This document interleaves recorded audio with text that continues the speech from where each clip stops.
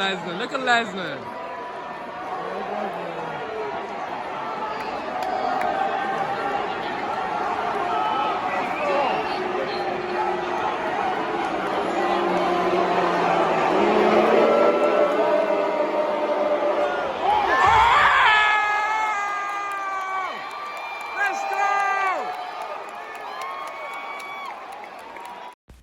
What's up, guys? It's Logic. So, as you guys seen, I was at the Raw, March 2nd, 2020, Barclays Center, Brooklyn.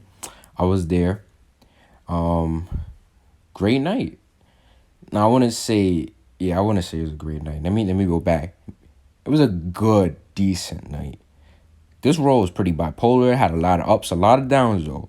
And I came in as a fan trying to just enjoy myself, but you can't enjoy yourself when you see logic gaps that don't make sense. And it's just, like, listen, I'm not the only one that feels like this. I was in the crowd with thousands of people. You all hear the disappointment. So I'm surprised it wasn't CM Punk chant. They was trying to start off the wave, but, they weren't doing the wave. I'm surprised they didn't. But you feel me? Whatever. Let's just get to Raw. It was a lot of good things, but let me just talk about this real fast. So we start Raw off with Brock Lesnar coming out. Another promo from Paul Heyman, whatever. Basically just saying that next time, or when Brock Lesnar finally gets his hands on Drew McIntyre, it's going to be over. Called him the B word and everything. They get the pop, whatever. Drew McIntyre comes out. Big pop. Comes out. And he goes right to Lesnar. Right up in his face. Right? Lesnar's laughing. He walks away. Pretends like he's about to leave the ring and just walk away like normal. But then he charges him. Drew McIntyre was ready. Claymore. Boom. Everybody went crazy after that Claymore. Epic Claymore right there. And it wasn't even over, y'all. So, I was confused with what was going on. I thought he was going to commercial when Brock was going back. I thought he was in commercial at that point. So, you feel me?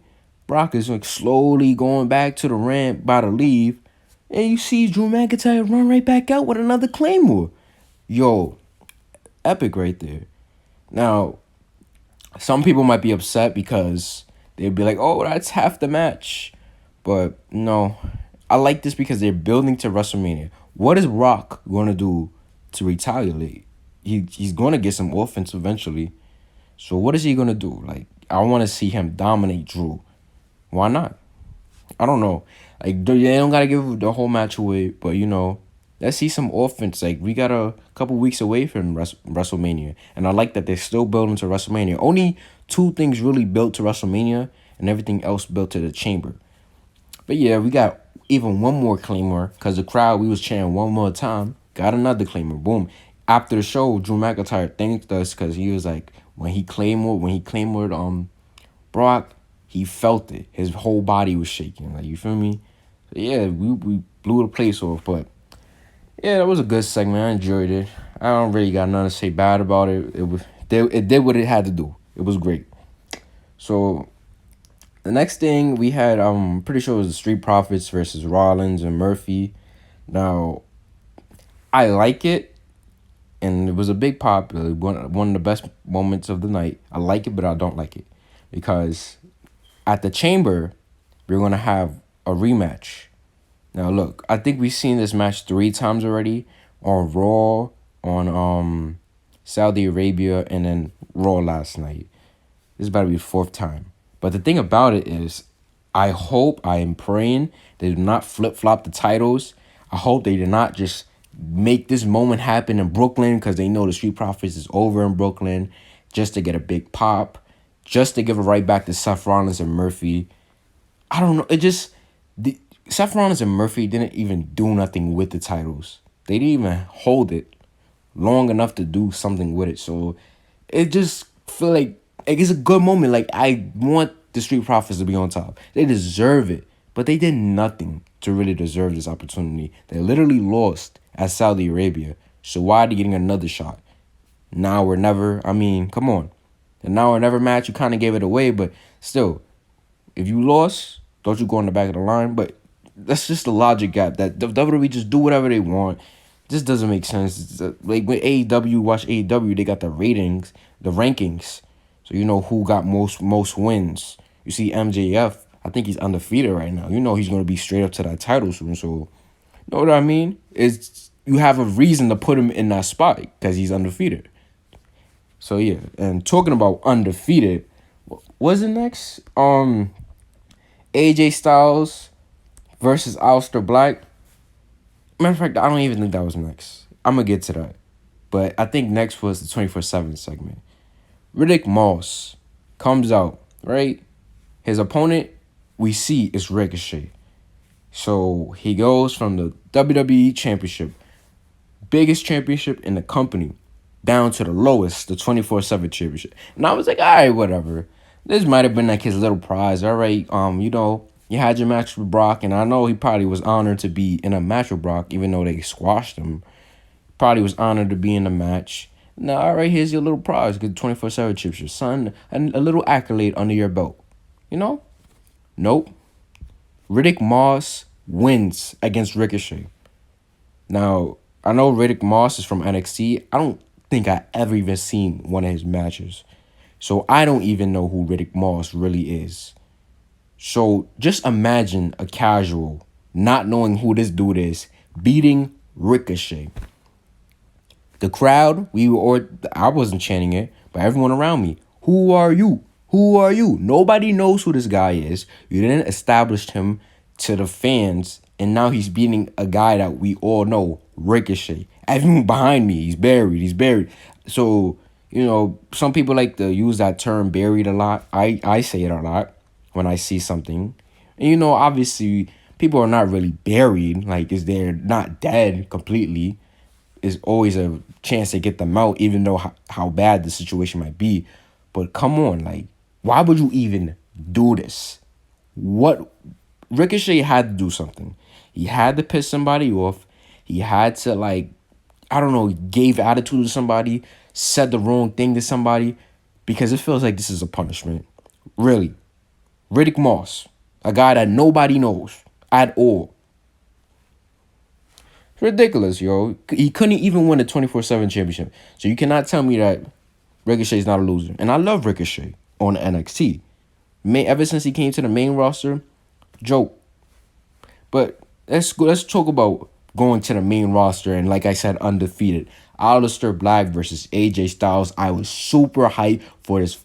Oh my God, I was super hyped for this match. They clickbaited us so hard, yo. Clickbait. You know when you go on that photo and it's just some crazy, something crazy going on.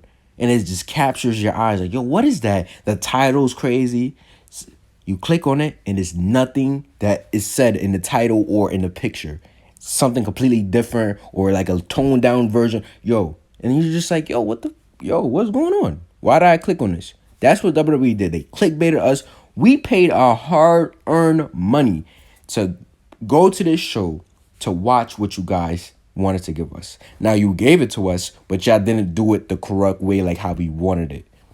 Not saying that, y'all can't, like, try some new things, but give the fans what they want. Y'all easily could have just had this end in the DQ. Easily. The OC could have just DQ. That's it. Why do we have to waste our time by, like, you know, watching him face Carl Anderson, then Luke Gallows, then AJ Styles? I know the gimmick is, Aleister has a common enemy with the OC now, and they're going to tag team with Undertaker, blah, blah, blah. He's outnumbered. He got beat by 3 guys. Or not beat, beat up by 3 guys. If AJ and Aleister just had a great match, you don't got to go all the way. Obviously, it's Raw. It's free. You don't got to go all the way. But just have the OC end it in the DQ. That's it. You still get the point across. Aleister needs a partner, a friend. He's getting beat. You hear the crowd chanting Undertaker. We expect the Undertaker to come out. If Undertaker came out, all right, that would have saved the segment. But Undertaker wasn't there. So why you guys waste all this TV time? It's just stupid. Aleister Black has been undefeated. I think he's lost in a tag team match. I might be wrong with that. But he has been undefeated in one-on-one competition ever since he came up to the main roster. Now it's all gone. It's all gone. When y'all could have just had a DQ, have Aleister Black get the win because the OC come attack. Still got the win, didn't lose. Come on. We just had the Fiend undefeated lose. So Oldberg. You feel me? Oldberg just beat the Fiend. Now Aleister Black lost his streak. You see what I mean right there? Stuff like that. That they just ruined it. You had something. Now what does he have? He could have. It's just frustrating. Super frustrating. But and not even talk about Kevin Owens. Kevin Owens came in. He stunned I think it was Seth Rollins. He stunned Seth Rollins, and he helped the Street Profits get the title win. Whatever. I didn't even really get into that match, but basically Montez Ford hit the frog splash to win. Good moment, but I don't know. It just don't make sense why that really happened. They haven't really did much to earn a title. They kind of lost, but yeah. What was the next thing? I think it was the special ref match with Liv Morgan versus Ruby Riott. Sarah Logan as the special referee. We don't know why this was made. Obviously, this is like for the chamber or whatever to show that there's no friends. Basically, Liv Morgan won because Ruby Riott, she pushed Sarah Logan every time she tried to go for a 3 count. She wouldn't get it, so she's blaming Sarah Logan.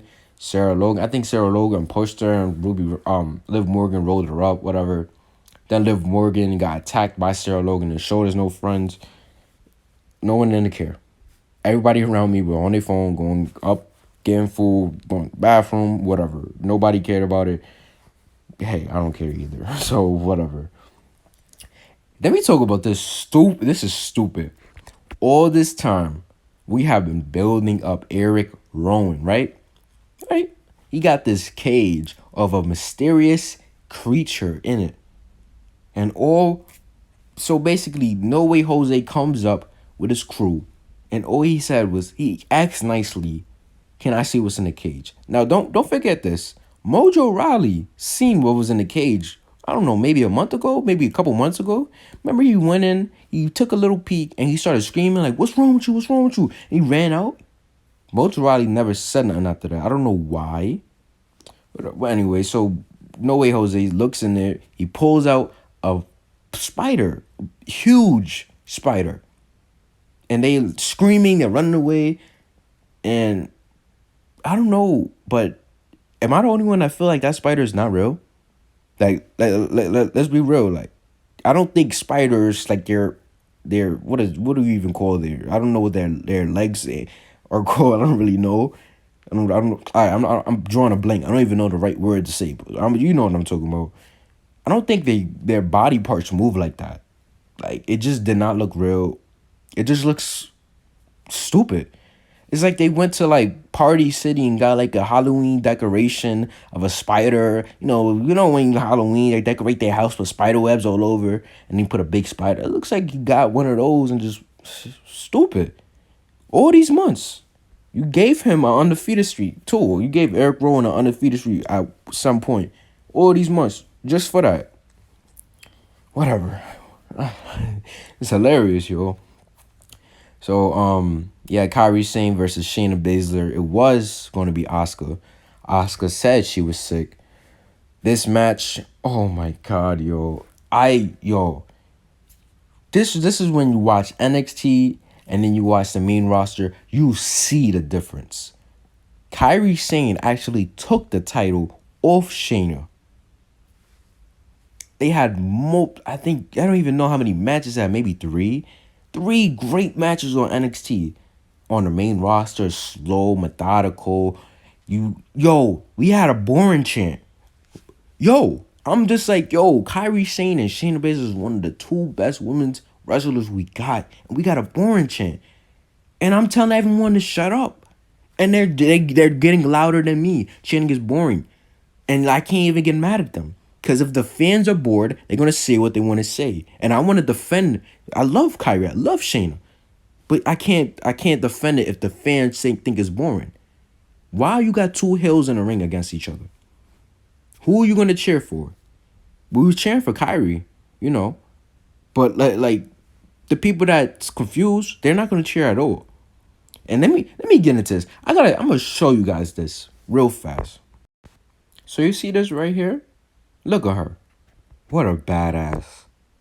broken nose, bloody face, wanting more, wanting to fight, smiling.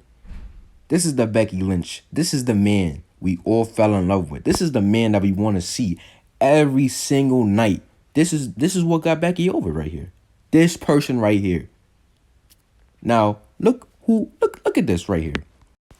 Now look, this is what Becky Lynch came out wearing during the Shayna Baszler versus Kairi Sane match. So the match is going on. Randomly, Becky Lynch just comes out wearing this. I don't even know what she's wearing. This crown, these big glasses, big old coat. It's actually found all this in the thrift store. I don't want to hate on her, but do you see the differences? One looks like a badass. One looks like a goofball. And then she's using this term GOAT. You're not even on the level as a GOAT when it compares to other people. Not even on the level. And then, listen, there's obviously, there's fans of everybody. But these fans, they're so cringy. How do you like this stuff? How do you like this? Like, you guys, if you guys are like maybe under 15 years old, I say 15, maybe if you're a girl and you support her, I get it. But if you're anybody else and you're liking this, what the yo, what you would rather this Becky right here, the corny cringe Becky that's gonna go over the top, doing extra, than the badass Becky that don't care that she got punched in the face, still wants to fight after a broken nose, looking all bloody. Come on. Shayna Baszler came to Raw, bit on your flesh, ripped your flesh out. You were bleeding all over the place, and you're coming out looking goofy instead of attacking her. This is a mockery of the man's character. This is why I say Shayna's the real badass. Becky's just playing a badass. She's trying too hard, trying to stay cool. Yeah, this might be making the little kids happy, maybe. I don't even know if the little kids like this, but come on, bro. Everybody else looking at this like, why you look so goofy? Come on, like, you can't even, like, you can't defend this. She just look like a goofball right here. Compared to the, like, come on. I'm just done talking about it. But you just see, the man, Becky Lynch, her character, I can't wait for her to lose that title. She does not deserve it. So yeah, I'm done. Look at the goofball right here. Alright, so let's just get back to Raw. Let's just finish this up. Shayna Baszler taps Kairi Sane out. Boom. That's it. Whatever. I don't care. Anyways, next up we had a tag team match. Rey Mysterio, Humberto Carrillo versus Andrade and Angel Garza. Love this match. You got actual faces and actual heels. That makes sense. That's why the crowd reacted. Angel Garza is a star. Going over, all the ladies is kissing him on the cheek. Love him, bro. Like Andrade, he's fantastic. But he doesn't have that charisma that Angel Garza have. That's why I like him just a little bit more. Like, trust me, I love Andrade. But Angel Garza, he has it all. Like, he has that something that Andrade doesn't have. And the fact that Selena Vega's there, I can see this being a legit tag team. They want to make it. Hey, why not put them in the tag team division? If you're gonna take the title, you Andrade, put them in the tag team division. Boom, new tag team. I can see it working. Anyways, fantastic match. A whole bunch of spots. Too much to go over, but it was fantastic. It wasn't that crazy, but seeing it live and it just looked awesome. And they got Humberto over. Ray, he helped Humberto get over, and of course we're in Brooklyn, so the crowd was going crazy. But great match. I enjoyed it. I lived up to the expectations. And what I think that's really it. Just Beth Phoenix and Randy Orton. So Randy Orton basically comes out. After Beth Phoenix comes out, she doesn't even say a word really. She just said like 2 words. Randy Orton immediately comes out. He sits up on top of the turnbuckle, listens to her cry about her children missing their father, watching their father finally come back and what he did to him. The children have to go through that. As a wife, she has to go through that. Randy Orton doesn't care, really. Randy Orton tried to swerve everything. He's trying to make it seem like I want him to be home with y'all. He basically said He cares more about Edge than him and his daughters. He even name dropped the daughters. So I was like, whoa. So yeah, like basically Randy Orton, he wasn't trying to he was trying to convince Beth, but he was trying to convince himself at the same time, because you can see so psychotic and he's just about to snap. And then I don't know what he said, but he said something, I forgot. But that take Beth Phoenix off. And we know Beth Phoenix, she could take him. I believe that. So Beth Phoenix slaps him, boom. Randy Orton just RKOs her right there, boom. And we all was waiting for that moment. The crowd was chanting RKO. We didn't even like feel sympathy for Beth Phoenix. Obviously, some people did, but we all just wanted to see the RKO, and we got it, and it was lit. So hey, I can't complain. I wanted them to do a punt, maybe a concerto, but RKO was good enough. At least they did it. At least they did it. So that was Raw right there. That was basically Raw. I'm gonna quickly tell you guys what happened before Raw and after Raw. Before Raw, we had main event: Sheldon Benjamin versus Kurt Hawkins. No, Kurt Hawkins from New York, whatever. Sheldon won. Obviously, you guys don't care. And there was one more match. Can't really think about it. Eric Young versus. Yeah, y'all don't care. I forgot who it was, but Eric Young lost. And after Raw went off the air, Drew McIntyre marched out here and he was calling Randy Orton out. He said, after what you did, you deserve a Claymore. But Randy did not come out. Eric Rowan came out without his cage, and Drew said, I'm going to believe you're Randy Orton and I'm going to Claymore you. Match was probably like 2 minutes. He beat on him for like a couple seconds. We just waited for the countdown. 3, 2, 1, Claymore, boom, it was over. And Drew had a little speech. He said his favorite place to wrestle, other than Scotland or, out of the United States, is New York City. The crowd went crazy, whatever. He basically just thanked us, whatever. And we thank him because he's the guy. To me, this is like really the first time in a long time that WWE is going to push a guy because they want to, and the fans are actually behind them. On the main roster, of course. But yeah, finally, this is great. Drew McIntyre, I feel like he's the guy right now. And I hope that WWE continue to push him in the right way, because he can easily not become the guy by bad booking. You see what happened to Seth Rollins. And hearing a lot of rumors that Jinder Mahal is coming back and ready to face Drew McIntyre. I'm hearing that he's going to be his first opponent. Now, I will give Jinder a chance, because I don't want to straight up say Jinder Mahal is horrible. You never know if he got better in the ring. Let's just find out. We haven't seen him in a long time. But if that is true, I hope it's not bad, because the thing that killed Seth Rollins was after Baron Corbin, and Lacey Evans. Just horrible booking. Nobody wanted to see it. And I don't think anybody wants to see Jinder Mahal either. But there you go, guys. I'm done talking about Raw. Had a really good time. If I watched this at home, I probably would have fell asleep. But just being there live, the Street Profits winning that pop was crazy. Them 3 Claymores to Brock Lesnar was crazy. That RKO was crazy. Not even going to get into all the bad things that happened. I already mentioned them.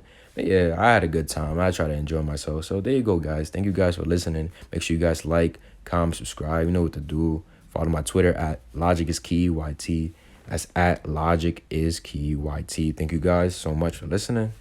I'm out.